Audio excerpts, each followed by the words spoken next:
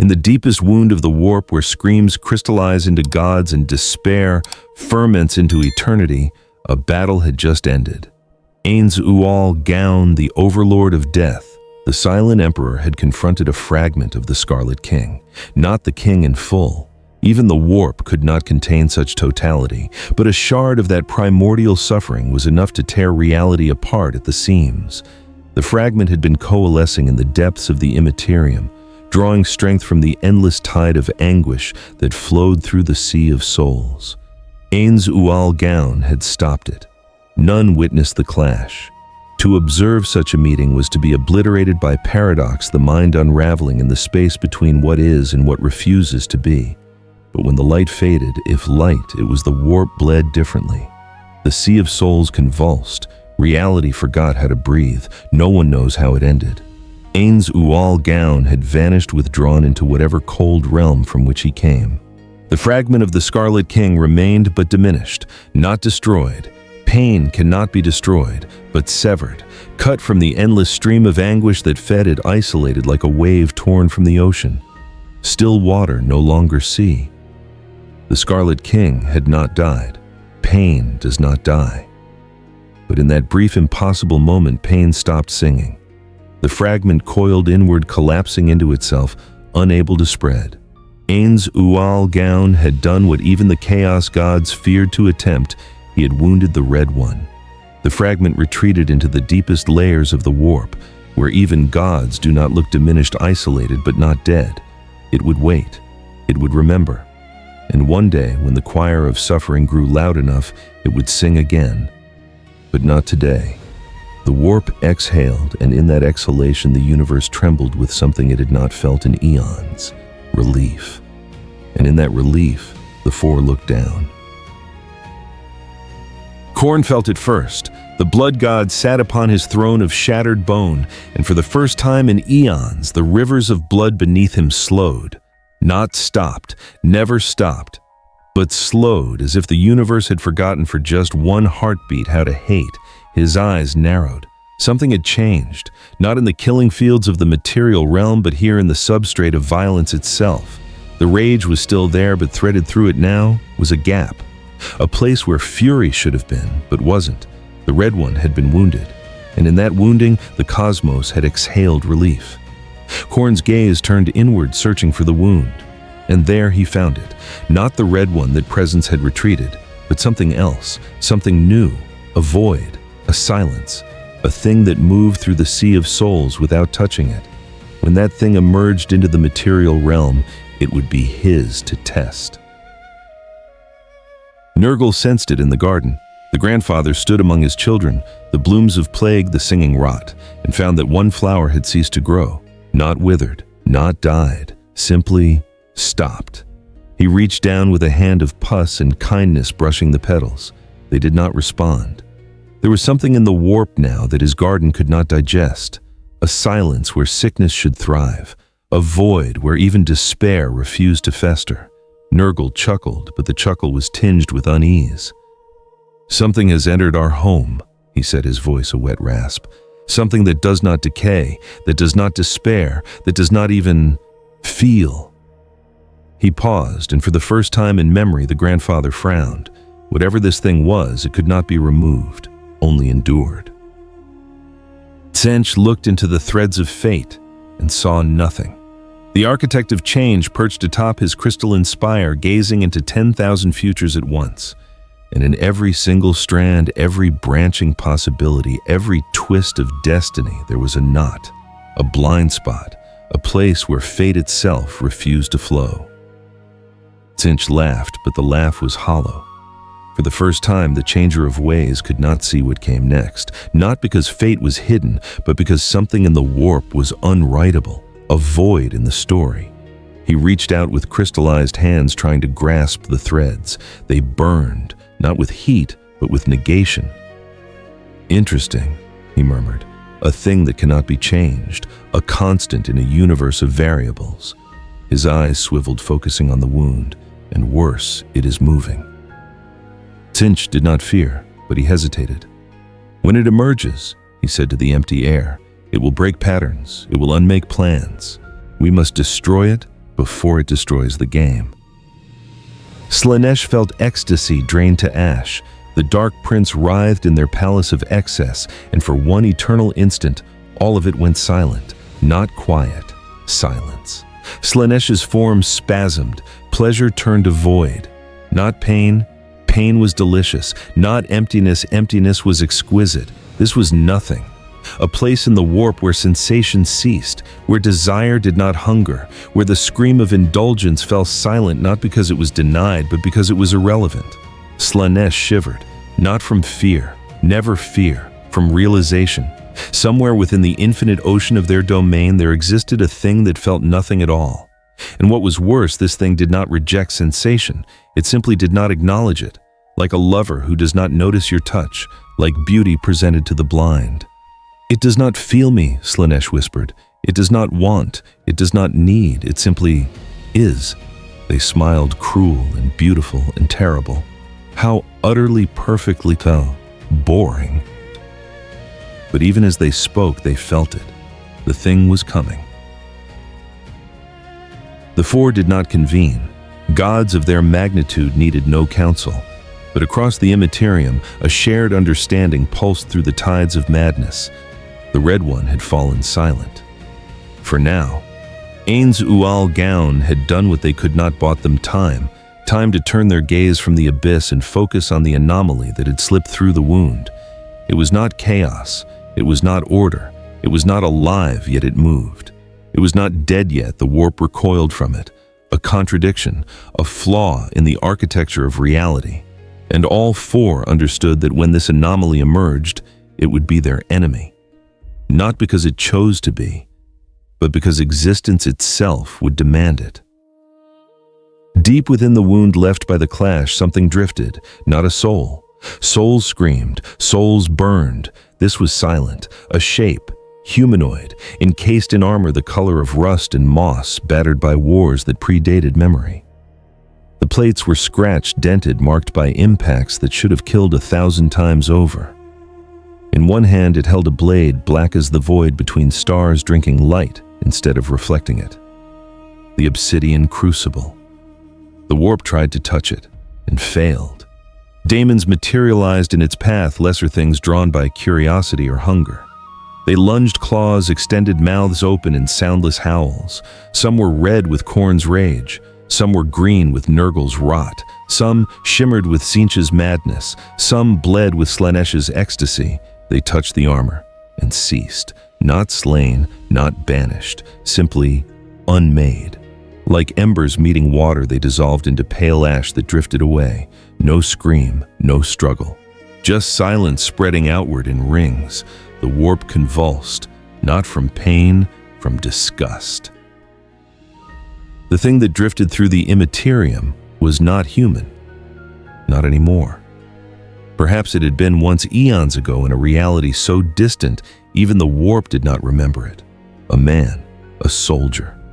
But those things were gone now, burned away in the fires of hell, drowned in the blood of demons. What remained was not a person. It was intent, intent without emotion, purpose without thought. A fist clenched around a single absolute truth: I will not stop. The warp fed on emotion. Rage, despair, hope, lust. All of it was fuel. But this was sterile. A blade drawn across silence. The warp could not digest it, could not corrupt it, could not even touch it without burning away. And so the Sea of Souls did the only thing it could. The wound between death and pain split wider, not a tear in space, but in meaning. The conceptual fabric of the warp unraveled at the edges. The armored figure tumbled through layers of unreality, through screaming faces compressed into walls, through oceans of teeth, through storms of regret made solid. But none of it touched him. He simply fell. And where he passed, the warp went white. Not the white of light, but the white of absence. A scar in the fabric of emotion, a void that spread like frost across a scream. Demons threw themselves at the falling figure, tens of thousands, each one a fragment of a god's will. They tore at him with claws of brass and talons of bone. They breathed plagues and madness and fire. He did not respond, did not flinch, did not even acknowledge them. And one by one they ceased. The Imperium contracted, expelling him with the force of a body rejecting poison. The wound sealed, but the scar remained a pale line across the churning madness, a place where emotion would not flow for 1,000 years. A flash, a rupture, and then silence. In the material realm near the edge of the segmentum obscurus, a warp storm flickered. The storm had raged for decades, the maw of discord, a churning wound in space where demons crawled and ships vanished. But now for just an instant it stilled. The crimson lightning went dark, the screaming faces went silent, the gravitational anomalies stopped. And through that stillness something fell, a streak of white fire trailing embers that burned cold. It struck the atmosphere of a forgotten world, Vashtor 9, an agricultural backwater clinging to the edge of the Imperium's reach, and carved a line of silence through the sky. No thunder, no sonic boom, just the falling. When it struck the surface, the impact crater was clean, no molten rock, no radiation, no heat, just a circle of pale earth bleached white as bone, and at its center, a figure in green armor, kneeling, still, silent, one fist planted in the ground, the other hand gripping a sword of absolute black, waiting. In orbit, above Vashtor 9, the Mechanicus observation station recorded the impact. Servitors noted the anomaly. Tech priests analyzed the data and found it incomplete. The sensors had registered the descent but could not determine its composition, its mass, its origin. It was there, and yet the universe could not quite decide what it was. A report was filed, a message was sent, and deep in the fortress monastery of the Inquisition, an alarm began to sound. So. In the warp, the four withdrew their gaze. The red one was silent. The anomaly was gone, but the scar remained. And deep in the places where even gods do not look, the fragment of the Scarlet King stirred, coiled, diminished, but not dead. Pain does not die. It only waits for the choir to begin again, waits for the universe to remember how to scream. And when it does, when the suffering grows loud enough, it will sing once more. But not today. Today, the warp had learned something new. Today, the warp had learned to fear silence. 24 hours after the impact, they found him still kneeling. The crater was a perfect circle, bleached white as bone.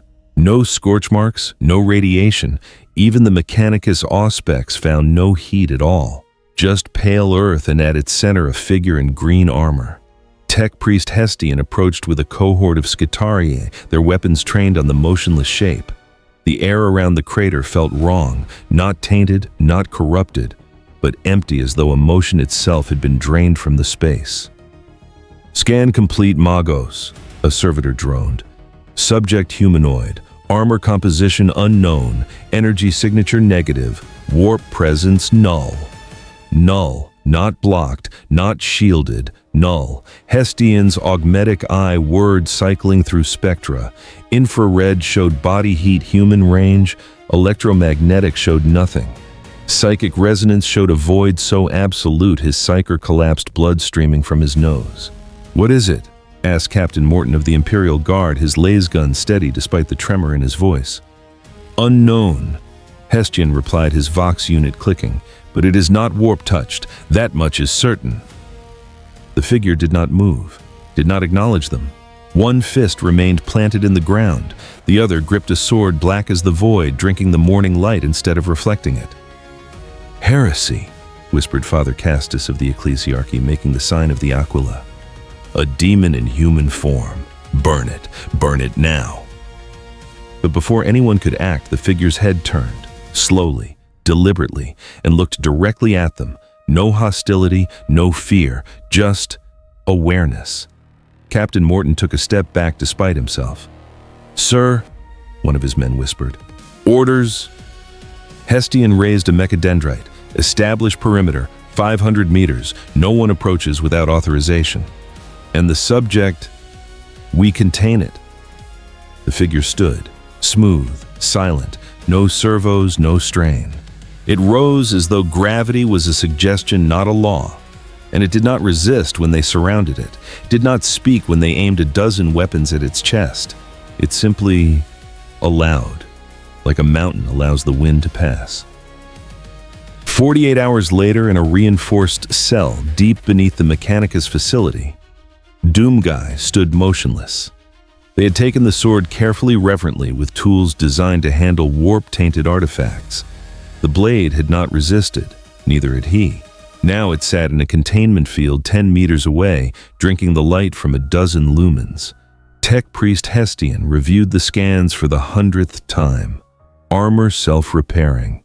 Unknown metallurgy, predates any known STC, sword impossibility manifest, absorbs photons, disrupts electromagnetic fields, negative energy readings that made no sense, subject human vitals, human proportions, human but wrong. Like looking at a hole in reality shaped like a man, Astropath Velen had said before refusing to enter the chamber again. I cannot sense him. Not blocked, he simply isn't there. The door hissed open.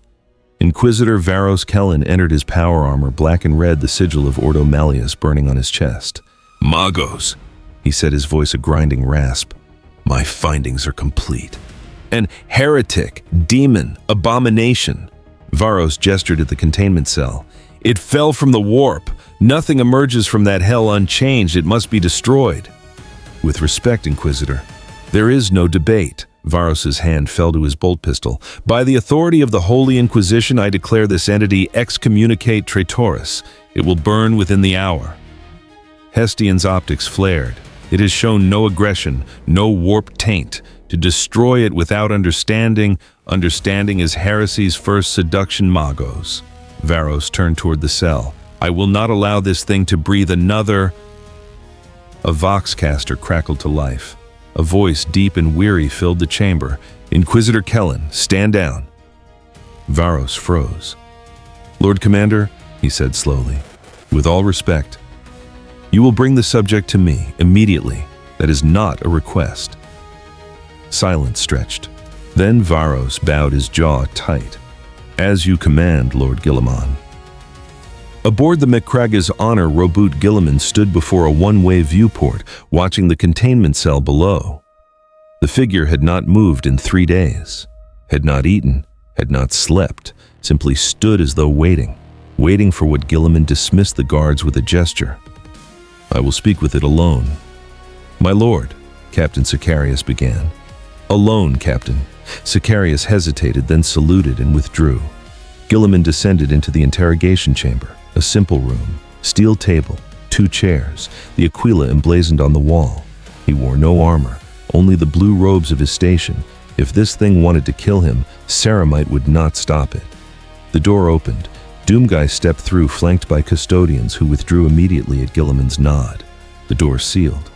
For a long moment, the Primarch and the warrior simply looked at each other. Guilliman gestured to a chair. Sit. Doomguy remained standing. Very well. Guilliman sat, folding his hands on the table. I am Roboute Guilliman, Lord Commander of the Imperium of Man. You fell from the warp. Nothing falls from the warp unchanged. Yet you carry no taint. Silence. My psychers cannot sense you. My tech priests cannot classify you. My Inquisition wants you burned. Guilliman leaned forward. So I ask directly, what are you? Doomguy's eyes, visible through the visor slit, did not waver. Guilliman studied him. No fear, no defiance, just assessment. Let me tell you what I see, Guilliman continued. I see a warrior, scarred, silent, a man who has seen too much and said too little. He paused. I know that look. I've worn it myself. Still no response. The Imperium is dying, Guilliman said quietly. We are besieged on all sides. Demons pour from the warp. Xenos multiply faster than we can kill them. And now new powers rise from the void. He stood pacing to the viewport. An empire called Nazarick, undead legions led by a lich of terrible power. A kingdom named New Tempest, preaching coexistence between man and alien. The Tyranids evolve faster than we can adapt. He turned back. And the warp grows hungrier every year. Guilliman returned to the table. So I ask you, warrior, are you weapon? Are you curse? Are you Xenos wearing human skin? For 30 seconds, the only sound was the hum of the ship's engines. Then Doomguy spoke. One word, low, gravelly, barely above a whisper. Human. Gilliman blinked. The warrior's hand moved slowly, deliberately to his chest, tapped the armor once. Human. And that was all. Gilliman sat back, something like understanding crossing his features. You do not answer because you do not need to, he said. You are not here to explain. You are here to act. He stood. Very well. I will not demand your loyalty. I will not ask for oaths or prayers. But if you kill what threatens humanity, he met Doomguy's gaze, I will not stand in your way. Doomguy gave the slightest nod. Gilliman turned to leave, then paused. One more thing. Your sword. It will be returned to you. He opened the door. Keep him secured but unharmed. He is under my authority now. As the Primarch ascended the stairs, he murmured to himself, the Emperor protects, but sometimes he sends something else. 6 hours later, the alarms began to scream. In the containment cell, Doomguy's head lifted. The lights flickered red. Through the reinforced walls, he heard it distant, growing closer, roaring, screaming, the sound of brass on bone. Above Vashtor 9, the warp storm churned. The maw of discord, dormant for days, suddenly erupted. Crimson lightning split the sky. Reality tore open like wet paper, and through the wound they came. Bloodletters, hundreds of them. Crimson skin, brass blades, mouths full of fangs and hate. They poured onto the surface like a tide of rage, cutting through the Imperial Guard positions. And at their head, something vast, a bloodthirster, wings of leather and bone, a body wreathed in fire and wrath. It carried an axe the size of a man, and when it roared, reality bent. "Where is the Silent One?" It bellowed, its voice tearing through flesh and stone alike. "Khorne demands blood. Khorne demands his skull." Captain Morton's company held the line for 17 seconds. Then the demons broke through. In the depths of the facility, Inquisitor Varos stormed into the containment level, his retinue at his heels. "This is your doing," he snarled at the guards. "That thing called them here. Open the cell." "Sir Lord Gilliman's orders," Varos backhanded the man. "Open the cell." The door hissed open. Doomguy stood in the center, unchanged. The crucible lay on a table outside, still in containment. "You brought demons to this world," Varos said, leveling his bolt pistol. "In the name of the Emperor, I sentence you to—" The Vox crackled. "Inquisitor." Gilliman's voice cold as the void. "Release him, now." "My lord, this is—" "That is an order, Inquisitor." Varos's hand trembled. Then slowly he lowered the weapon. "Take the sword." Gilliman continued. "Give it to him, and stand aside." The guards moved. The containment field dropped. One of them, hands shaking, lifted the obsidian crucible and nearly dropped it as the blade's weight settled into his arms. Doomguy stepped forward, took the sword. The weight that had nearly crushed the guardsman became weightless in his grip. He looked at Varos. No anger, no triumph, just acknowledgement. Then he turned and walked toward the sound of battle. Not running, not charging, walking, like a man who has walked through hell before and knows the way. The battlefield was chaos incarnate. Imperial guardsmen fell back in ragged lines, their lasguns carving futile holes in the demon tide. Bloodletters shrieked and laughed, their brass swords drinking mortal blood. The air stank of copper and sulfur. And above it all, the bloodthirster circled, searching. "Silent One," it roared. "Khorne sees you, Khorne knows you, come and bleed." Doomguy walked onto the killing field. The nearest bloodletters turned. Their red eyes widened, not with fear but with recognition.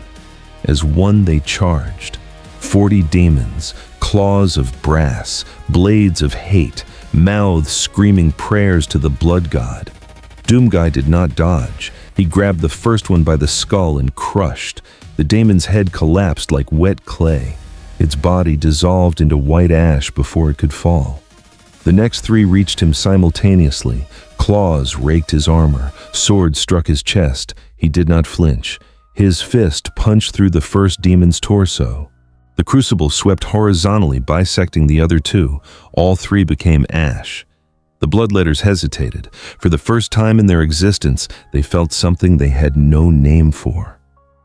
Doomguy moved forward. Not fast, not slow, inexorable. Each step left a circle of pale earth. Each swing of the crucible erased demons from existence. No blood, no screams, just silence spreading like a plague.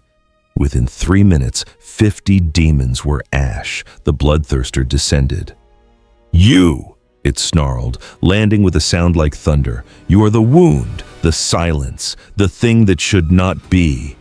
It raised its axe, and the weapon burned with Khorne's wrath. "I will bring your skull to the throne. I will drink your silence like wine." Doomguy looked up at the creature, 15 feet tall, wings spread wide, a god's wrath made flesh, and he walked forward. The bloodthirster swung. The axe fell like a meteor. Doomguy raised the crucible. The weapons met. The shockwave flattened grass for 100 meters. Imperial guardsmen were thrown from their feet. Reality cracked a spiderweb of broken space spreading from the impact point. For a moment, the bloodthirster and the warrior were locked weapon against weapon. Then Doomguy pushed. The demon staggered back, eyes widening. Doomguy stepped in faster than thought and brought the crucible across in a rising arc. The bloodthirster's right arm axe, and all fell to the ground, dissolved into ash. Impossible! The crucible swung again, horizontally, through the neck. The bloodthirster's head separated from its body, spinning through the air. Both pieces turned to white ash before they hit the ground. The demon horde stopped, froze mid-step, mid-strike, mid-scream, and as one they began to dissolve, not banished, erased. The portal behind them flickered, collapsed, sealed. The warp storm above Vashtor 9 went silent. For the first time in decades, the sky was clear. Jamna. Doomguy stood in the center of a pale crater, ash swirling around his boots. The crucible rested in his hand, drinking the last of the light. Around him, the Imperial Guard stared. Some wept, some fell to their knees, some simply stood unable to process what they had seen. Captain Morton lowered his laser gun slowly. "Emperor, preserve us," he whispered. In orbit aboard the Macraga's Honor Roboute, Guilliman watched the battlefield through a vid feed. "Mark this day," he said to the scribe at his side. "The day a warrior fell from the warp and taught the demons to fear." The scribe's quill scratched across parchment. Guilliman did not smile. But for the first time in years, something like hope stirred in his chest. Below, Doomguy turned, looked up as though he could see through the atmosphere and void to the Primarch watching him. Then he walked away into the ash fields, leaving only footprints in pale earth. In the warp, 3 gods watched. Khorne said nothing, but the blood rivers beneath his throne boiled with frustration. Nurgle leaned forward in his garden, his smile widening. "Interesting, very interesting indeed." Tzeentch's laughter echoed through the impossible fortress. "He defeated violence with silence. Let us see if he can endure entropy." And Slaanesh, lounging on a throne of living flesh, whispered to the void, "Patience, siblings, patience. The game has only just begun." Far from them all, in the deepest dark, where even gods do not look, the fragment of the Scarlet King stirred, and began slowly to remember how to sing. The call came 3 days after Vashtor 9. Roboute Guilliman stood on the bridge of the Macraga's Honor, staring at the hololithic display with mounting dread. An Agri world. Verdant Forge, they called it, a name that had once meant something else. Now it meant only pestilence. "Astropathic communications severed 14 hours ago," reported Captain Sicarius. "Last transmission indicated full warp incursion. Nurgle's garden," they said. Then, silence. Guilliman's jaw tightened. "Survivors." "Unknown, my lord, but the entire northern hemisphere reads as biologically active. Something is growing there." "Send word to the subject," Guilliman said quietly, "if he is willing." Doomguy had not left Vashtor 9. He had simply walked to the edge of the settlement and stopped, waiting, as though he knew another call would come. When the Thunderhawk descended, he boarded without a word. The pilot, a veteran of 100 campaigns, found his hands trembling on the controls. The warrior in green sat in silence, the crucible across his knees, and the air in the transport felt thin, as though something essential had been drained from it. "Destination Verdant Forge," the pilot said, more to fill the silence than to inform. "They say Grandfather Nurgle himself has blessed it. The whole world's rotting." Doomguy did not respond. The pilot decided silence was better. Verdant Forge had been an agricultural world, once vast fields of engineered grain hydroponic towers, reaching toward the sky gene-crafted livestock in climate-controlled biodomes. Population 40 million.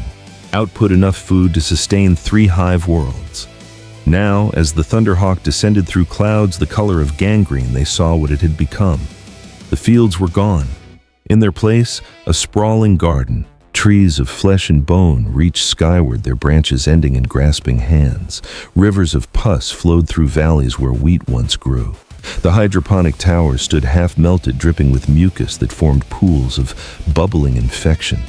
And everywhere, things grew. Mushrooms the size of cathedrals, flowers that screamed when the wind touched them, vines that moved with purpose, reaching, seeking, feeding. "Emperor's mercy," the pilot whispered. The landing zone was a clearing of pale earth, an Imperial Guard outpost, the last holdout on the planet. Prefab bunkers surrounded by flakboard walls, autocannons trained on the garden beyond, and everywhere the stench. Captain Varys met them at the landing pad, his rebreather mask hissing with each breath. His uniform was stained, patched, held together by desperation. "Thank the throne you've come," he said, saluting the Adeptus Astartes chaplain of the Ultramarines who had accompanied Doomguy. "We've held for 6 days, but the garden keeps growing. Every hour we lose another meter, another man." He gestured to the medbay, a tent sagging under the weight of misery.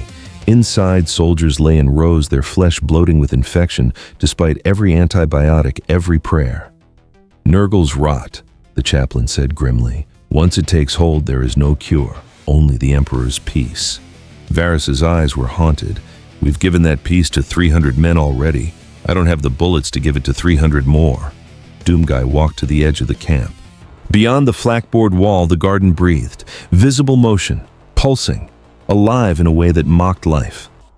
"The Pustular Basilica," Varys said, pointing to a structure visible in the distance, "a cathedral of rot, its spires made from compressed corpses." That's where it came from. The Great Unclean One. We call it the Cultivator. It tends the garden, feeds it, makes it grow. "We need to destroy it," the chaplain said. "The demon anchors the incursion. Kill it, and the garden might wither." Varys laughed, a sound like cracking glass. "Kill it." "Captain, we hit it with everything. Artillery, airstrike. One squad of Kasurkan got close enough to throw melta charges." He looked at the ground. It laughed, picked them up one by one and planted them like seeds. Now they grow out there screaming until the rot finally stops their lungs. The chaplain turned to Doomguy. "The Lord Commander believes you can—" Doomguy was already walking, not toward the gate, not toward the transport, directly toward the garden wall. "Wait!" Varys shouted. "You can't just— There's no path! No!" Doomguy stepped through the wall. The wood splintered, collapsed inward, and beyond the garden noticed. The air was thick, not with moisture but with presence.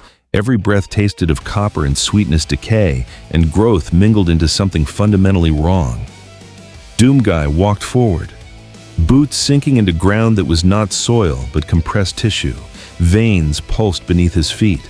The trees leaned toward him, their hand branches grasping. He did not slow. A branch reached. He caught it, tore it off. The tree screamed, a sound like a child and a dying animal combined. Black ichor poured from the wound. Then the tree began to dissolve. Not rot, not decay. It merely ceased to be. Where the ichor touched the ground around Doomguy's boots, the flesh soil turned gray, dry, lifeless. The garden recoiled. Vines that had been creeping toward him pulled back. Flowers turned away, their screaming faces hiding. The pus rivers changed course, flowing around a circle of dead earth that followed him like an aura. Something stirred in the depths of the garden, a presence vast and foul. And then laughter, deep, wet, joyous. New seed. A voice bubbled up from everywhere and nowhere. New growth. Grandfather will be pleased. Plague bearers emerged from the undergrowth. Demons of Nurgle, bloated and festering, their skins split open to reveal gardens of maggots and fungi within. They carried rusted blades, their movements slow but inexorable. 40 of them, then 60, then more. They surrounded Doomguy in a circle of rot. The largest, a herald of Nurgle, its belly distended a single horn, curling from its forehead, spoke in a voice like drowning. You do not belong here, Silent One. This garden is life eternal, decay everlasting. You are sterile. Doomguy raised the crucible. The plague bearers charged. They died in silence. Each one that touched the blade simply stopped, not banished, not destroyed. Their essence scooped out, leaving only the memory of demons. But for every one that fell, 2 more emerged from the garden, and the garden itself fought back. Vines lashed out thick as tree trunks trying to pull him down. He cut them. They turned to ash. Clouds of spores erupted from mushroom caps, plagues concentrated enough to kill in seconds. He walked through them. The spores died before reaching his armor, falling as pale dust. A plague bearer grabbed his arm, its grip strong, its flesh burning with infection. He tore the arm off, crushed the demon's skull. Both dissolved, but more came, always more. The garden was learning. Deep in the pustular basilica, the cultivator watched through 1,000 eyes. The great unclean one sat upon a throne of living flesh, its body a mountain of rot and joy. Nurglings played in the folds of its skin, flies orbited its head like a halo, and from its mouth garden growths extended into the ground, feeding the corruption. Interesting, it gurgled, watching Doomguy fight. Very interesting. He does not resist decay. He simply is not. Like a stone in the stream, the water flows around. It leaned forward, its belly splitting to reveal gardens within gardens. But even stones erode given time. The great unclean one raised a hand and the garden surged. The ground beneath Doomguy erupted. A mass of tendrils, each thick as a man's torso, shot upward and wrapped around him. They didn't try to strangle. They tried to grow into him, burrowing into joints, seeking gaps in the armor. For the first time, Doomguy struggled. The crucible flashed, severing tendrils by the dozen, but they regrew faster than he could cut. The ground turned to quicksand, not sand, but liquefied flesh, pulling him down. Above, plague bearers closed in their blades, raised, and in that moment, the garden learned what it meant to make a mistake. Doomguy stopped moving, went completely still. The tendrils wrapped tighter, sensing victory. The plague bearers drew closer, their laughter wet and eager, then pulse. Not sound, not light, something else. A wave of absence, of negation, of nothing. It radiated from Doomguy in a sphere expanding outward at the speed of thought. Where it touched, Nurgle's essence died. The tendrils turned to white ash. The plague bearers collapsed, their forms unraveling like wet paper. The flesh ground hardened, cracked, became dust. The garden screamed. Every plant, every demon, every corrupted thing for 100 meters screamed as one, a sound of loss so profound it shattered the concept of decay itself. When the sphere faded, Doomguy stood in the center of a perfect circle of pale, dead earth. Nothing grew, nothing moved, nothing could. He looked toward the basilica and began walking. The cultivator rose from its throne. Ah! It sighed, something like respect in its voice. So that's what you are. Not a warrior, not a man, a void, a place where grandfather cannot reach. It stepped down from the dais, each footfall leaving pools of corruption, nurglings scattered from its path. Then let us see if a void can drown. The great unclean one raised both hands and the basilica itself moved. Walls of flesh closed in. The ceiling descended, dripping ichor. The floor rose, trying to engulf. Doomguy cut through it all. The crucible sang not with sound, but with silence. Each swing carved reality, severing Nurgle's hold on the material. The walls fell away. The ceiling collapsed into ash. and then he was through, standing in the throne room itself. The cultivator laughed. "Come then, Silent One, let Grandfather embrace you." The battle was brief. The Great Unclean One was vast, strong enough to crush a tank, durable enough to shrug off artillery. Its very presence spread plague and despair. None of it mattered. Doomguy walked forward. The demon swung a massive fist. He ducked under it, thrust the crucible up through the creature's belly. The blade emerged from the demon's back, and the Great Unclean One froze. "Impossible," it whispered. "I am eternal. I am decay. I am nothing," Doomguy said, the only word he would speak on Verdant Forge. He pulled the blade free and the cultivator collapsed, not dissolved, not banished, simply ended. Its essence pulled out like a weed by the roots. The basilica shuddered, cracked, and began to fall. Above Verdant Forge in orbit, the sensors registered a change. "My lord," the sensor tech reported, his voice shaking. "The garden, it's dying." Gilliman leaned forward. Dying, not decaying. Dying, turning to ash, spreading outward in a relentless front from the basilica. The hololithic display showed it. A circle of pale earth expanding like a wave. Everything it touched turned gray, dry, lifeless. Within 6 hours, the entire northern hemisphere was barren. When the Thunderhawk returned for him, Doomguy was standing at the edge of the dead garden, looking out over a world that was neither green nor rotting, just empty of corruption. Captain Varys approached cautiously. "The plague, it's gone. All of it. My men, the ones who were infected, they're healing." He shook his head in disbelief. Field Medic classified the remission as unprecedented. No curative precedent exists for Nurgle's rot. What happened resembles unmaking rather than cure. Doomguy boarded the transport. Varys called after him, "Who are you?" The warrior did not answer. As the Thunderhawk ascended, Varys stood among his men, weak, exhausted, but alive, and watched the silent figure disappear into the sky. "Saint," one of his soldiers whispered. "Saint Invictus." Varys did not correct him. In the warp, Nurgle sat in his garden, and for the first time in eternity, he was not smiling. Around him, his children wept. The plagues he had carefully cultivated for millennia had been erased, not cured. Erased, as though they had never existed. "He took my garden," Nurgle said softly, "turned it to dust." Across the Imperium, Tsench's laughter echoed. "Your turn has passed, grandfather. Now let us see if he can endure madness."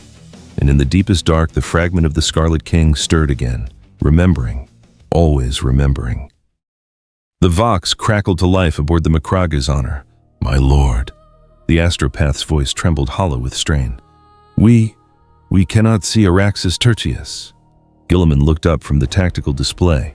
"Elaborate. The world exists, ships report arriving, but when we look into the warp, when we search, there is nothing. A hole, a blind spot where the planet should be." Silence stretched across the bridge. "Tsench," Captain Sicarius said quietly. Gilliman's jaw tightened. "Send word to the subject, if he is willing." Doomguy stood on the observation deck of a frigate watching the void. 3 days since Verdant Forge. 3 days of silence. When the orders came, he simply walked to the transport bay. The pilot, a different one this time, tried to explain.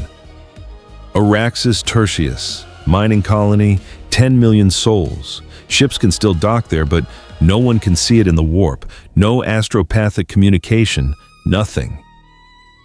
Doomguy sat in the passenger hold, motionless. "Scouts say reality's broken there. Time doesn't flow right. People age backwards. Buildings appear and disappear. It's like the whole world's caught in a..." The pilot stopped. The warrior wasn't listening, just staring at the bulkhead as though looking through it at something far away. The pilot went quiet.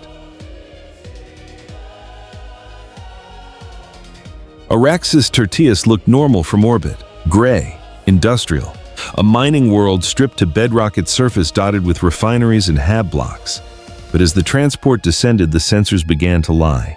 Altitude readings flickered 10,000 meters, 5,000, 15,000, 3,000. The pilot cursed. "Auspex is dead, visual only." They broke through the cloud layer and Doomguy saw it. The world wavered, reality phasing out of true. Buildings existed in multiple states, simultaneously half-built and collapsing, new and ancient. Roads twisted into impossible geometries. A refinery stood whole, then flickered into ruin, then back again. "Emperor's mercy," the pilot whispered. The landing pad appeared stable. The transport set down. The ramp lowered. Doomguy stepped onto Araxis Tertius and stumbled. The ground wasn't solid, not liquid, just uncertain, like walking on a thought. He straightened, gripping the crucible tighter. Around him, reality bent. A figure approached through the shimmer. Not a demon. Human. Imperial Guard uniform, captain's insignia. But as he got closer, Doomguy saw the truth. The man's face was young, then old, then young again. His uniform pristine, then tattered, then pristine. "You," the captain said, his voice echoing strangely. "You're real, fixed, solid." Doomguy nodded once. "Thank the throne." The captain's face aged 50 years in a heartbeat, then snapped back. Will be Captain Theron. We've been trapped here for, I don't know, days, years. The warp storm hit 3 days ago, but I've lived a lifetime since. I've died twice. I've watched my men age into dust and then return as children. He gestured toward the settlement. Tsinch, the architect of change. He's rewriting us, over and over. We can't die, can't leave, just change. Doomguy looked toward the center of the colony where reality seemed to fold in on itself. "It's there," Theron said, following his gaze. "The source. A place. We call it the labyrinth. Anyone who enters doesn't come back, or they come back wrong. As someone else, as themselves from another timeline. As..." Doomguy started walking. "Wait," Theron called. "You can't just... You'll be lost. Changed, unmade." Doomguy kept walking. Theron watched him go, the warrior's form, solid and unchanging against the flickering reality. Then slowly, Theron smiled, a fractured, broken thing. "Maybe that's exactly what we need," he whispered. "Something that doesn't change." The labyrinth began at the edge of the mining district. One step, Doomguy was on solid ground. The next, reality shattered. He stood in a corridor made of crystal, or glass, or mirrors, all three at once. The walls reflected him, but not correctly. One reflection showed him younger, one showed him older, one showed him dead, one showed him as something else entirely, something more. The corridor branched in 9 directions, then 3, then infinite. Doomguy chose forward. With each step, the reflections changed. His armor shifted colors, green to gold to black to crimson. The crucible became a sword of light, then bone, then nothing. But when he looked down at himself, his real self, nothing had changed. The armor was still green, the blade still black. The labyrinth noticed. The first version of himself stepped out from a mirror, not a reflection, a copy. Perfect in every detail down to the scratches on his armor. It raised the crucible, its crucible, and attacked. Doomguy blocked. Their blades met and reality screamed. The copy moved like him, thought like him, fought like him, because it was him, a possibility made flesh. But Doomguy had one advantage. He was here, real, solid. The copy was just an echo. He pushed forward. The copy staggered. Doomguy's fist drove through its chest. It shattered like glass. No blood, no body, just fragments of light that dissolved into nothing. Doomguy turned and faced 10 more. They came from every mirror, every reflection, every possibility. Versions of himself that had made different choices. Versions that had won, versions that had lost, versions that had never fought at all. One wore armor of gold and preached faith. One was younger, weaker, still learning. One was older, bent with age, but carrying a wisdom in its eyes. One had no armor at all, just flesh torn and rotting, consumed by hell itself. They attacked as one. Doomguy fought in silence, Blade met blade, fist met fist. Each copy he destroyed spawned two more. The labyrinth was learning, adapting, throwing his own history at him, his own futures, his own failures. But none of them understood. Doomguy did not fight because he wanted to win. He fought because he could not stop. That truth, that singular absolute truth, was the one thing the labyrinth could not copy. The mirrors cracked. One by one the copies fell, not defeated but irrelevant. They could mimic his form, his skill, his strength, but they could not mimic the void where his soul should be, the place where doubt, fear, hope, ambition, all the things Tsiench fed on simply did not exist. The labyrinth shuddered. The corridor collapsed into a single vast chamber, and at its center, perched on a throne of impossible angles, sat a figure. It was not Tsiench, not the god itself, but a fragment, a lord of change greater than any daemon Doomguy had yet faced. Its body shifted constantly, avian, serpentine, humanoid, formless, wings that were and were not, eyes that opened in places eyes should not be, a voice that spoke in colors and sang in equations. Interesting, it said the word, a cascade of meaning. You are static, a fixed point in an ocean of change. How delightfully wrong. Doomguy raised the crucible. No, no, the demon laughed. Do you not see I am offering you enlightenment, knowledge, power, the ability to rewrite yourself into perfection? You could be anything, anyone. You could transcend this crude shell and become... Doomguy swung. The blade cut through the demon's chest. The Lord of Change stopped mid-sentence, looking down at the wound. Impossible. I calculated every... Doomguy twisted the blade. The demon's form began to unravel. Not blood, not flesh. Just information spilling out like water from a cracked cup. It tried to reform, to change, but the crucible held it fixed, locked into one state, one moment, one death. You, it gasped, you do not change. You cannot change. Even here in the heart of my master's domain, you remain yourself. Doomguy pulled the blade free. The demon collapsed into fragments of light, not dead but scattered. Its essence pulled back through the warp, fleeing. The labyrinth began to collapse. Doomguy walked back through corridors that were no longer infinite, just long, just normal. The mirrors shattered as he passed their reflections, dying. The impossible geometries straightened. The branching paths converged. By the time he stepped out into the mining district, reality had settled. Captain Theron stood where Doomguy had left him, but now his face was fixed, one age, one moment no longer flickering. It stopped. Theron said, wonder in his voice. The changes, the loops, were stable. Doomguy looked around. The colony was whole, broken in places, scarred but real. No more shimmering, no more impossible architecture. You killed it, Theron said. Whatever was in there, you... Doomguy was already walking back to the landing pad. Behind him, the labyrinth's entrance collapsed into rubble. Just stone, just dust, nothing more. Aboard the Macraga's Honor, Gilliman read the report. Araxis Tertius is stable. Astropaths can see it again. Reality has resumed. He looked at the data slate showing images of the warrior boarding a transport. Silent, unchanged, unbowed. 3 gods, Gilliman murmured. Korn, Nurgle, Tsiench, all tested, all failed. Captain Sicarius stood at his shoulder. That leaves Slaanesh, Gilliman set down the slate. The most insidious, the most dangerous. Not rage, not decay, not madness. He looked out at the void. Desire.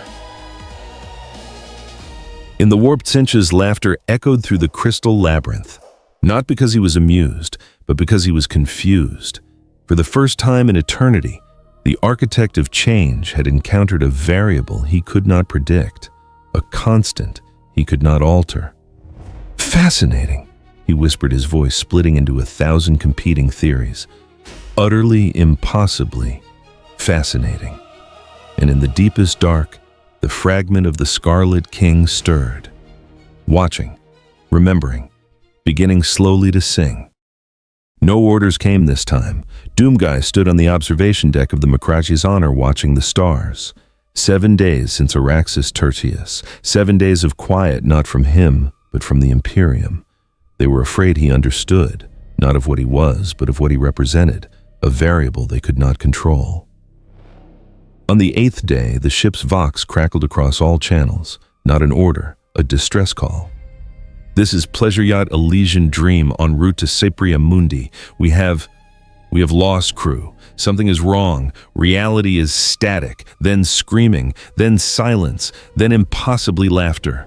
Gilliman's voice cut through the bridge. All hands stand to. We're tracking that signal. He did not call for Doomguy. Doomguy went anyway. The Elysian Dream drifted in the void, beautiful and terrible. It had been a luxury transport, gold-trimmed silk banners, sculptures of impossible grace. Now, as the boarding torpedoes approached, those watching through the vid feeds saw what it had become. The hull breathed. Metal turned to skin, then back again. The sculptures moved, reaching toward the approaching ships. The silk banners wept perfume that corroded sensor arrays from a kilometer away.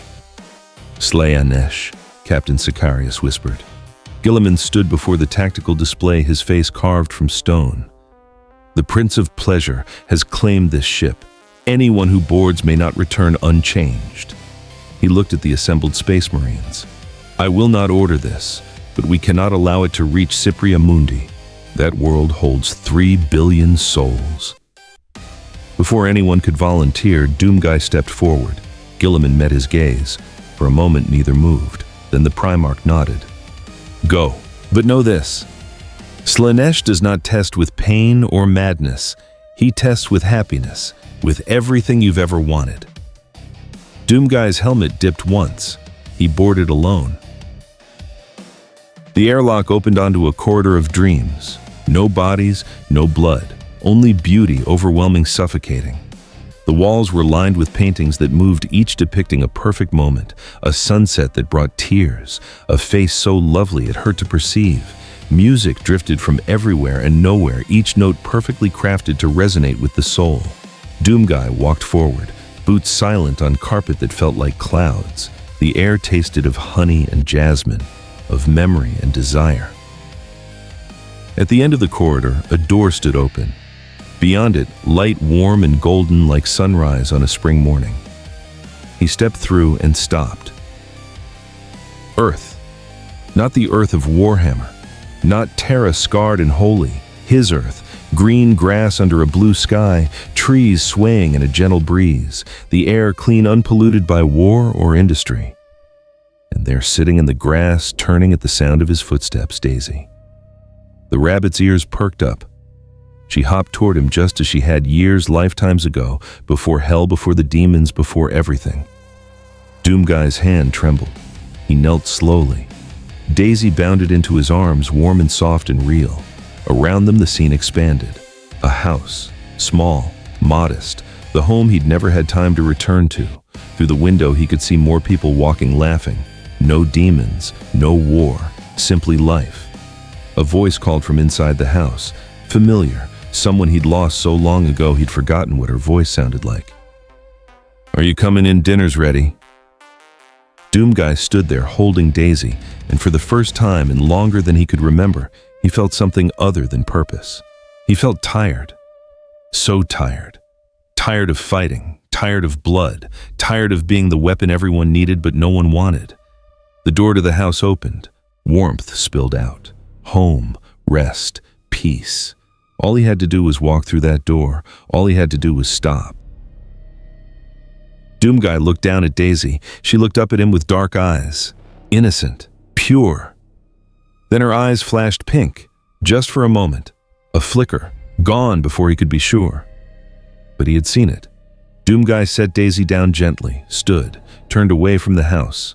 Wait, the voice called from inside, pleading now. Don't you want to rest? Don't you deserve to rest? He walked back toward the corridor. The scene around him shimmered, the grass withered, the sky cracked like glass. Wait. The voice wasn't pleading anymore. It was hungry. I can give you anything, everything you've ever wanted, every moment you've lost, every person you've failed to save. I can... Doomguy kept walking, the illusion shattered. He stood in a throne room, not gold, not silk, just excess sensation piled upon sensation until meaning collapsed into chaos. Colors that had no names, sounds that were also smells, textures that existed only in the space between perception and madness. And upon a throne of living flesh wrapped in silks that wept and sighed, sat a figure. Not Slaanesh, the god would never manifest so directly, but a herald, a keeper of secrets, greater than most demons, beautiful and terrible beyond comprehension. Its form shifted with each moment, male, female, neither both. 4 arms, then 6, then 4 again, each ending in claws like knives.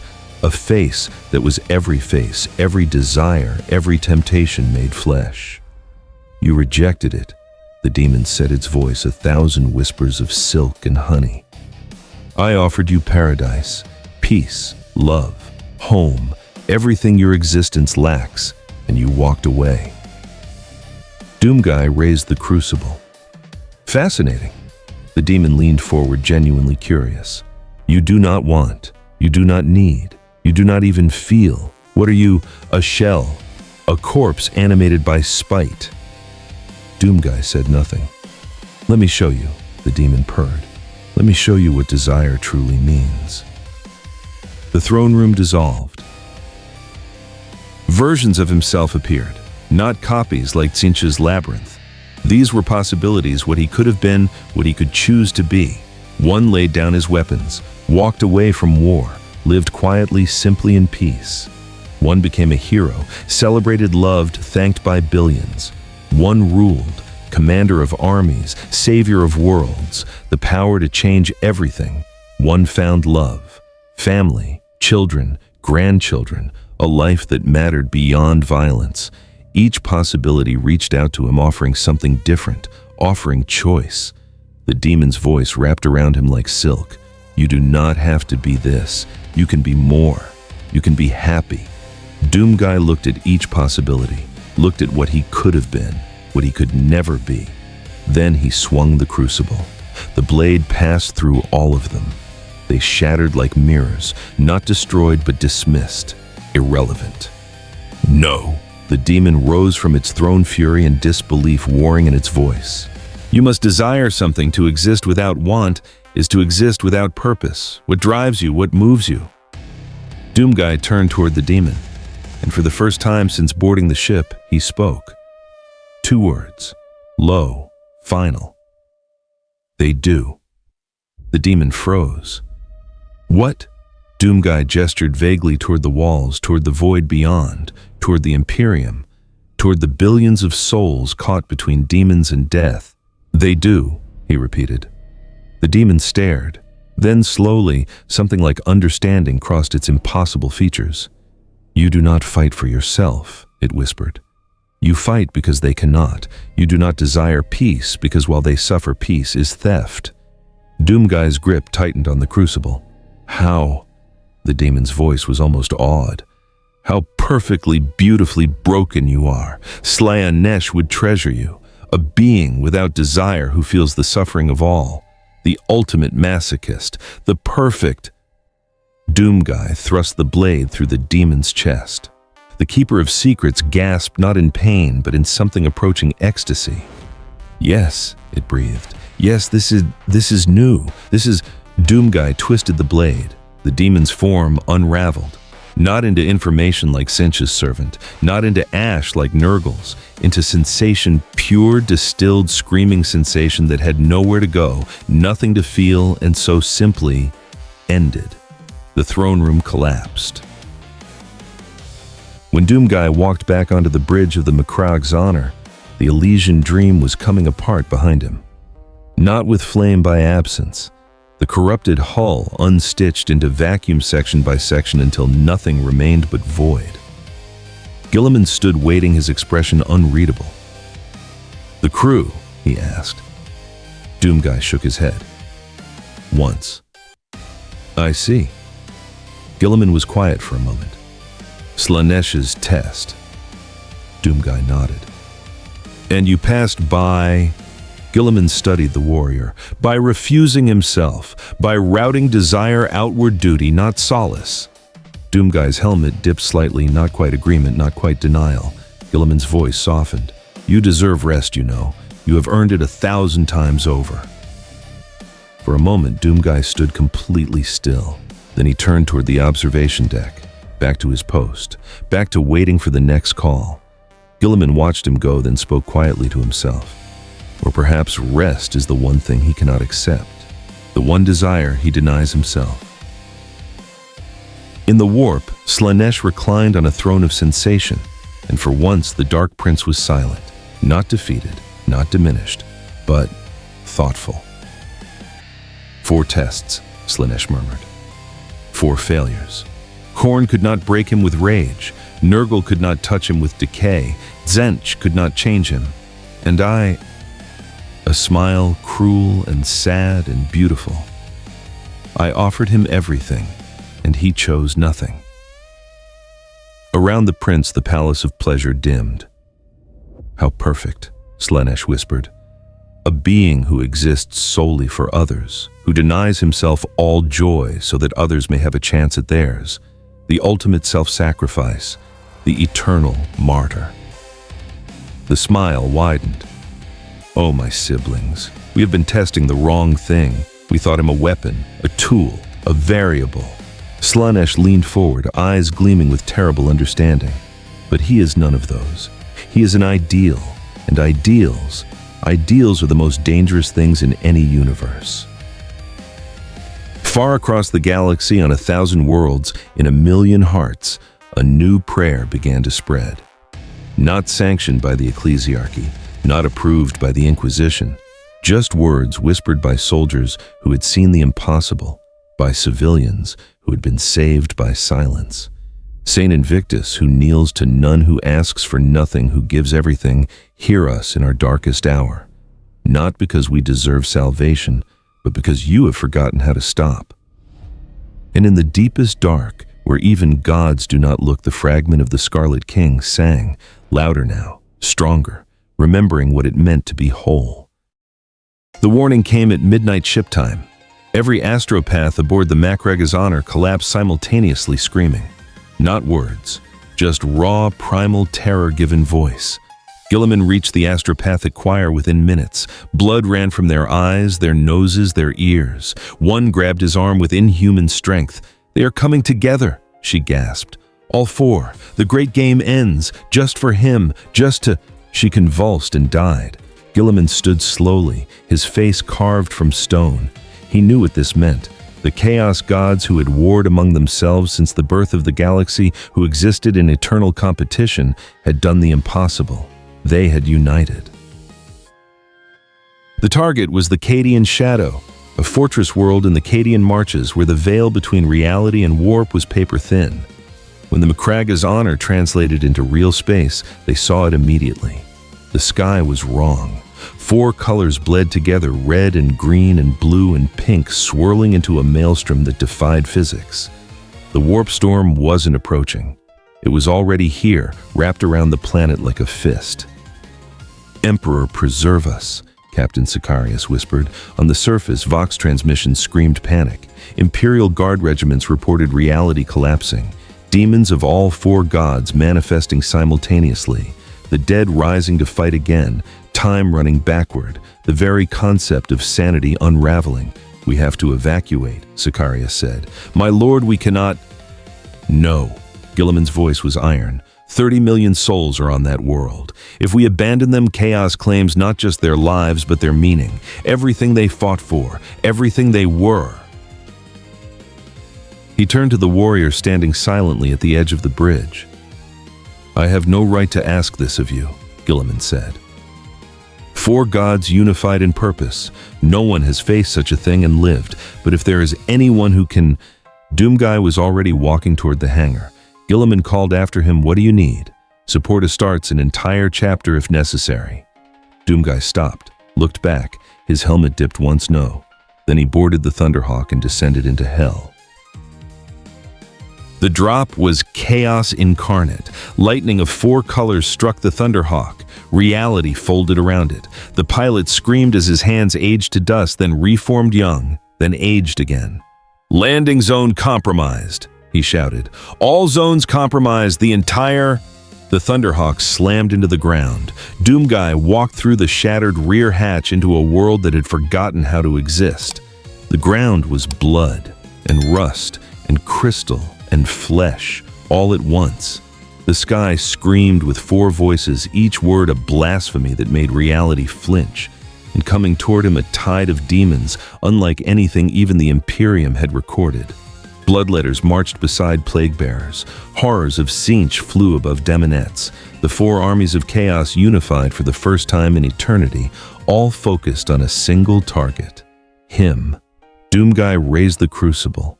The tide broke over him like a wave. He fought in perfect silence. A bloodletter lunged. He caught its blade, snapped it, drove the shard through its skull. White dust. A plague bearer vomited infection. He walked through it, grabbed the demon's head, crushed it. White dust. A horror split into 2 flamers. He cut both before they could separate. White dust. A demonette danced close claws seeking his throat. He caught it mid-spin, broke its spine. White dust. But for every demon that fell, 5 more materialized. The warp storm fed them faster than he could kill them. This wasn't a battle. It was a demonstration. Chaos was showing him what infinite malice looked like, and still he fought.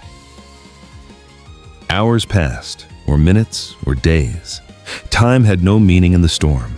Doomguy stood in a crater of pale earth, a circle of death where demons could not manifest. His armor was scored, dented, but intact.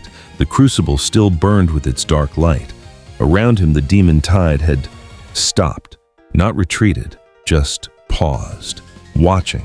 Then the 4 came. They manifested together 4 greater demons, one from each god. Not the gods themselves, but fragments vast enough to shake worlds. Bloodthirster of insensate rage, towering over imperial knights and war machines, wings that blotted out the warped sky, and axe that cut through concepts. Great unclean one of joyous decay, a mountain of rot and love, its laughter, the sound of civilization's dying content. Lord of change, of infinite possibility. Reality itself uncertain in its presence, its form every form and no form. Keeper of secrets of perfect desire, beautiful and terrible, every temptation given flesh, pain, and pleasure made indistinguishable. They surrounded him, and for the first time they spoke as one voice, 4 tones harmonizing in perfect impossible unity. "You have defied us separately. Now face us as one." Doomguy's response was simple. He attacked. The battle was not long. It was inevitable. Not because he was weak, not because they were strong, but because some conflicts exist beyond duration. They simply are, and then aren't. The Bloodthirster swung.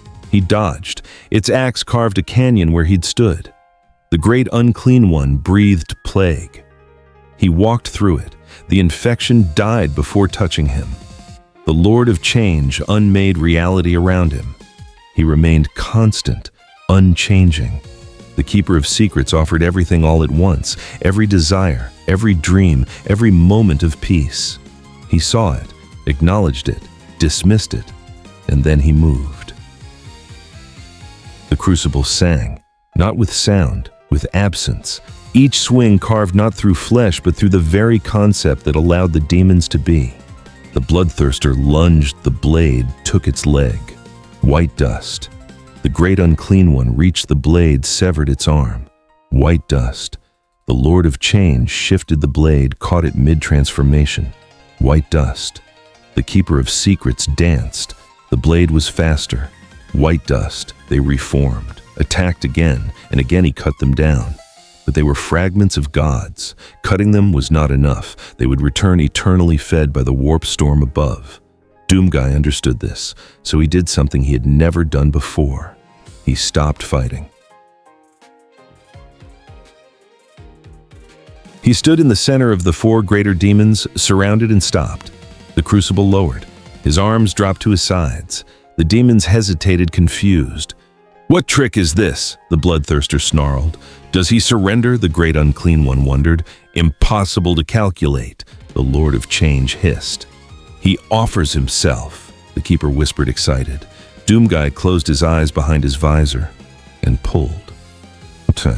In the warp, the four chaos gods felt it simultaneously. A drain, a void, a silence so profound it began to consume the very energies they were pouring into the storm. Doomguy was not resisting the warp, he was negating it, not through force, through simple, absolute absence. Like a black hole in the fabric of emotion, he drew in the warp energy, and it simply ceased. The storm above began to collapse. The four greater demons shrieked as one. They tried to retreat, to pull back into the Imperium, but Doomguy held them, not physically, conceptually.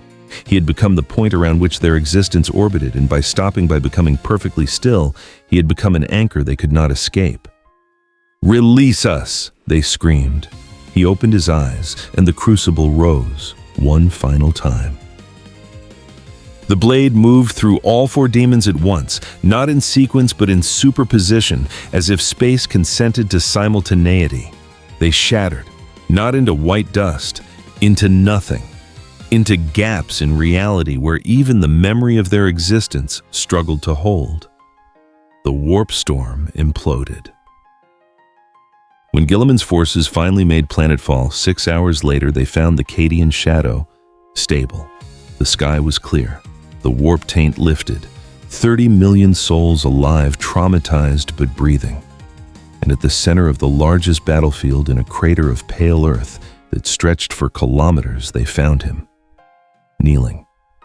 One fist on the ground, the other gripping the crucible, exactly as he had been when they first discovered him on Vashtor 9, unchanged, unbowed, unbroken. Aboard the Macrage's Honor, Guilliman stood before the tactical display showing the aftermath. "Four greater demons," he said quietly, "destroyed simultaneously. A warp storm of unprecedented magnitude collapsed. 30 million souls saved." Captain Sicarius approached. "My lord, the ecclesiarchy is demanding an audience. The Inquisition has mobilized. They're calling him a saint," Guilliman finished. "I know. Will you allow it?" Guilliman was silent for a long moment. He does not want worship, does not ask for faith, does not even acknowledge those who call his name. He turned from the display, but perhaps that is exactly what a saint should be. And what do we tell the ecclesiarchy? Tell them, Guilliman paused, tell them Saint Invictus walks among us, not because we deserve him, but because someone muttered to. In the warp, silence reigned. For the first time in 10,000 years, the four chaos gods did not scheme against each other, did not plot, did not play the great game. They simply looked at each other across the immaterial void, and in that look was a shared understanding. They had thrown their combined might at a single mortal, and he had held neither victory nor annihilation, merely cessation. "He cannot be controlled," Korn growled. "Cannot be infected," Nurgle sighed. "Cannot be changed," Zinch whispered. "Cannot be tempted," Slanesh murmured. Silence stretched. Then from the deepest dark, from the place where the four did not look, a voice rose, not speaking, singing, the fragment of the Scarlet King fed by 10,000 years of suffering, grown strong on the very energies the Chaos Gods had poured into their failed attack. And in that song was a message: "You cannot touch him, but I am what he was made to destroy. And when I wake fully, he will come." And then the song became laughter. Then we will see if silence can survive the scream of all reality. On the Cadian shadow, Doomguy stood. Around him, Imperial forces worked to rebuild. Soldiers saluted as he passed. Civilians wept and reached toward him. Children drew his image in the ash. He walked through it all silent and alone. Guilliman had been right. He could have rested, should have rested, but rest was for those who had finished their work, and his work stopping the screaming would never be finished. So he walked to the landing pad, boarded a transport, and departed for the void. Behind him, a new shrine already rose from the battlefield. Not sanctioned, not blessed, just a pile of weapons, armor, and offerings left by those who had survived. and carved into a slab of stone words in low Gothic. Here stood Saint Invictus. He asked for nothing. He gave everything. He will return. 3 months after the Cadian shadow, the galaxy had changed. Not in borders or conquests. The Imperium still bled from 1,000 wounds. The Xenos still pressed from every side. The warp still hungered. But something else had shifted. Something quieter.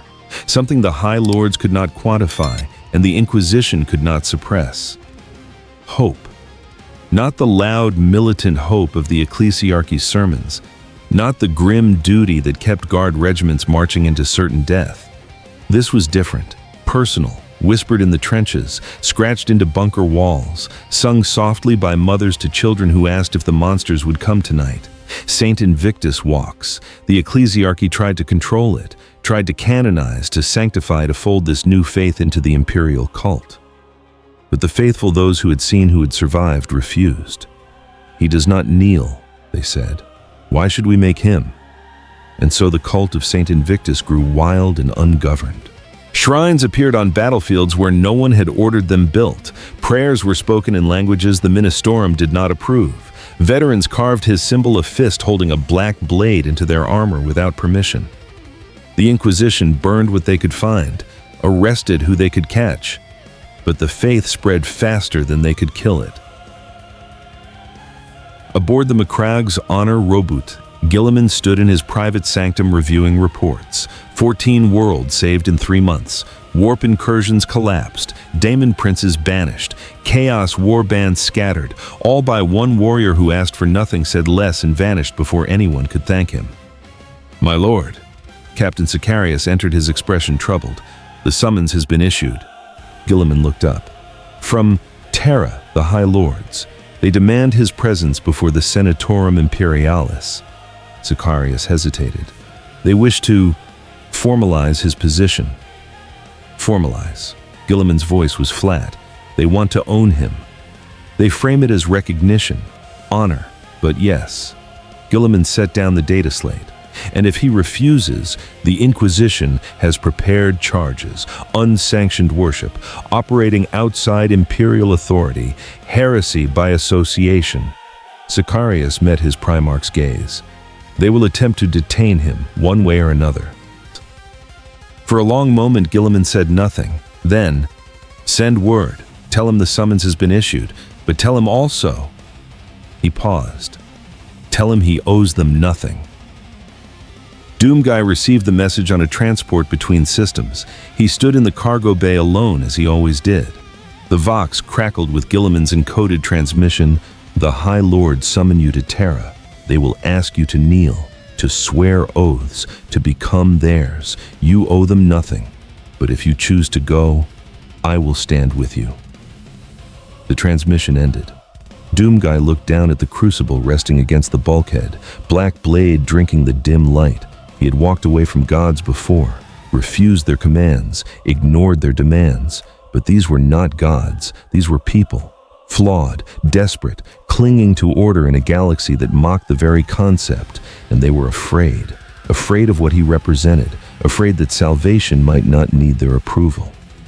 He could walk away, disappear into the void, let them rage and scheme and burn his name from their records, or he could go, face them, and show them what he had shown the Chaos Gods. You do not own me. Doomguy picked up the crucible and set course for Terra. The throne world of the Imperium, holy Terra, cradle of mankind, heart of the galaxy's largest empire. When Doomguy's transport entered orbit, it was met by a fleet, battleships, cruisers, escorts, enough firepower to crack a continent. Unidentified vessel, the Vox barked. You will transmit authorization codes and prepare for boarding, by order of the Adeptus Arbites and the Holy Inquisition. Another voice cut in. Calm, authoritative, unmistakable. This is rowboat Guilliman, Lord Commander of the Imperium. The vessel carries a guest of mine. You will grant him passage.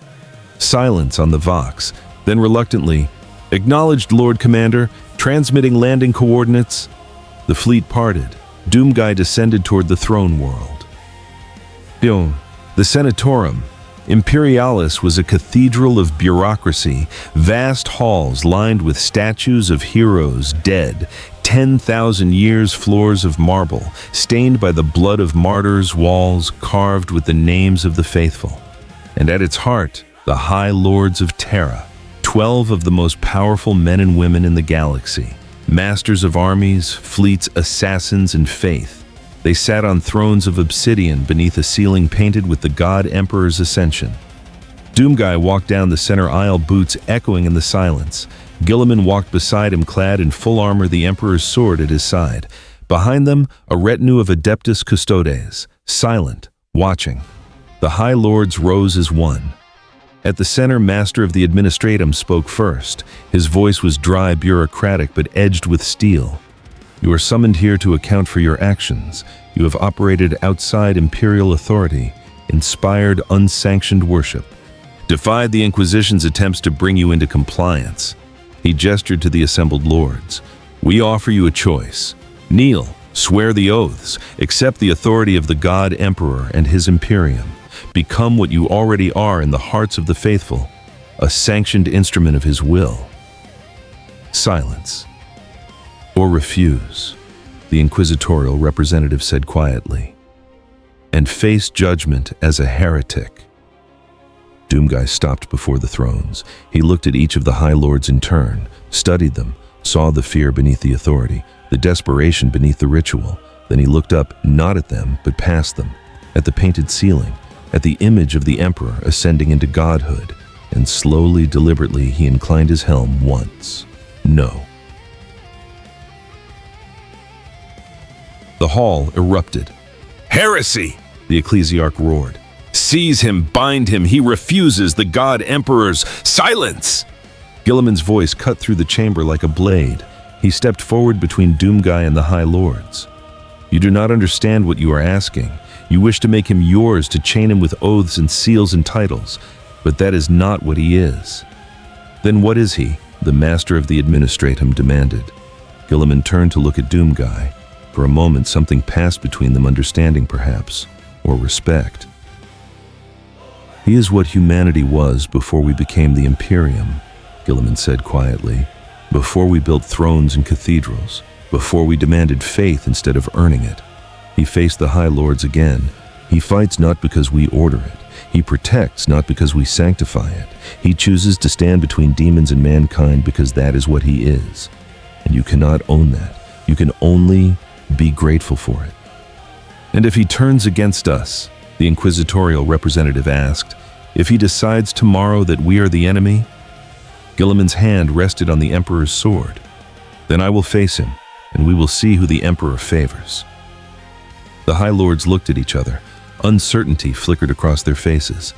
Finally, the Master of the Administratum spoke. He will not swear. No. He will not kneel. No. Then what guarantee do we have? Doomguy's hand moved, not to the crucible, not to any weapon. He placed his fist over his chest, over the battered green armor, over the heart that still beat beneath ancient ceramite, and held it there. This is all I have. This is all I am. Guilliman translated, though no translation was needed. He gives you his word, not to the Imperium, not to the throne, to the people, to humanity. That is the only oath he will ever swear. The High Lords conferred in whispers. Finally, reluctantly, the Master of the Administratum nodded. Let it be recorded, he said, that on this day the warrior known as Saint Invictus appeared before the Senatorum Imperialis, that he refused all oaths and titles, and that Lord Commander Robute Guilliman vouched for him. He looked at Doomguy. You are not sanctioned, you are not blessed, but you are not condemned. Go, do what you will, but know this: the Imperium watches, and the Ministorum will scrutinize all unsanctioned veneration. Doomguy's helmet dipped once, then he turned and walked from the hall. Guilliman followed. Behind them, the High Lords sat in their throne's power without purpose and wondered if they had just made the greatest mistake or the wisest choice of their long careers. Outside on the steps of the Senatorum, Guilliman paused. You could have stayed, he said, taken the title, led armies in the Emperor's name. You would have had fleet's resources, everything you needed. Doomguy looked out at the sprawl of Terra, billions of souls, hive cities stacked to the clouds, factories belching smoke, temples ringing with prayer, so much faith, so much desperation. They would have made you a saint, Gilliman continued. In truth this time, official, honored, remembered. Doomguy turned to face him, his helm inclined once. Gilliman smiled, tired but genuine. I know. Because saints do not ask to be saints. They simply act. He extended a hand. Doomguy looked at it for a moment, then took it. Go, Gilliman said. The galaxy burns, and somewhere people are screaming. Doomguy released his hand, turned toward the landing pad where his transport waited. But before he left, he looked back one final time. Not at Gilliman, not at the Senatorum, at the sky. Where somewhere beyond the atmosphere, beyond the void, beyond even the light of Terra's sun, the warp churned and roiled and sang. And in that song, he heard it. The Scarlet King was waking. In the deepest place where even the chaos gods did not look, the fragment had become whole, fed by 10,000 years of suffering, strengthened by the energies of 4 gods poured into one failed assault. Nurtured by every scream, every death, every moment of agony in a galaxy that knew nothing but war. The Scarlet King remembered, not just himself, but his purpose, to be the scream that never ends, the pain that defines existence, the proof that all creation is suffering and suffering is all there is. And he knew with the certainty of an ancient terrible god that one being stood against him, one being who did not scream, who had walked through hell, both his and others, and emerged silent. Come then, Silent One, the Scarlet King whispered across the warp. Come and show me if will alone can stop the scream of all reality. The warp convulsed, stars flickered, and somewhere on a dozen worlds, 100 worlds, the faithful looked up at the sky and knew. The final battle was coming. On Terra, on the landing pad, Doomguy boarded his transport. No ceremony, no fanfare, no one to see him off but a few servitors and a lone tech priest muttering prayers to the Omnissiah. The engines roared, the transport lifted, and as it broke atmosphere, as it pierced the veil between Terra and the void, one thought echoed in the warrior's mind, not spoken for. He did not speak to himself, but known. They are still screaming. I am not done. The transport vanished into the dark. Behind him, Terra continued. The Imperium continued. Life continued, not out of entitlement, out of duty. Far across the galaxy on worlds he had saved, shrines burned with candles lit by shaking hands. Mothers whispered his name to children. Soldiers carved his symbol into their armor. And in the darkness, when the screams began, they did not pray to the Emperor. They prayed to the silence. Saint Invictus, who kneels to none, who asks for nothing, who gives everything, we do not beg for salvation. We only ask, keep walking. And somewhere in the void, the warrior heard and walked.